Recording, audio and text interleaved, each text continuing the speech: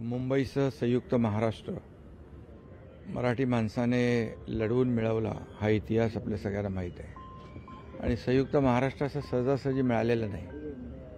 त्यासाठी 107 हुतात्म्यांनी आपल्या प्राणांची आहुती दिली, बलिदान दिलं.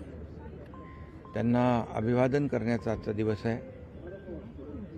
मी सर्व हुतात्म्यांना आदरपूर्वक वंदन करतो आणि विनम्र अभिवादन करतो. 1 मे हा आपण महाराष्ट्र दिन म्हणून साजरा करतो आणि 21 नोव्हेंबर हा महाराष्ट्र राज्य हुतात्मा स्मृती दिन म्हणून पाळतो. आणि खरं म्हणजे या सर्व हुतात्म्यांनी आपल्या प्राणांची आहुती दिली, बलिदान दिलं. 65-66 वर्षापूर्वीचा काळ डोळ्यासमोर जर आणला तर एक संघर्ष आणि जी काही मुंबईकरांची महाराष्ट्रामध्ये जी काही चळवळ त्यावेळेस पाहिली तर अंगावर आजही शहारे येतात. आणि अशा परिस्थितीमध्ये मुंबईचं संयुक्त महाराष्ट्र आपल्याला मिळालेलं आहे. आणि नुसतं हुतात्म्यांना वंदन करून भागणार नाही, तर मुंबईची प्रगती, मुंबईची कीर्ती, मुंबईचा विकास झाला पाहिजे असा उद्देश डोळ्यासमोर ठेवून प्रत्येकाने आपली जबाबदारी पार पाडली पाहिजे.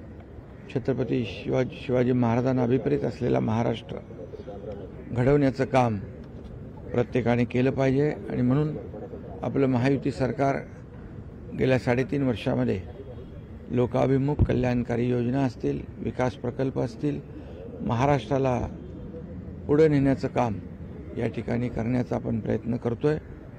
आणि खऱ्या अर्थाने महाराष्ट्राची प्रगती, कीर्ती आणि विकास हीच खरी श्रद्धांजली आपल्या या ज्यांनी संयुक्त महाराष्ट्र मुंबईचं मिळवण्यासाठी जे बलिदान दिलं त्यांना श्रद्धांजली ठरेल.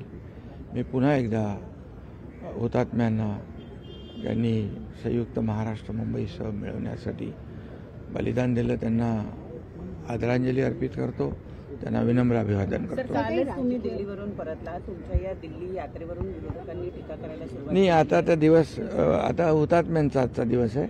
आपण दुपारनंतर त्याच्यावर बोलू ना. तर सगळ्यांना तुम्हाला थँक्यू.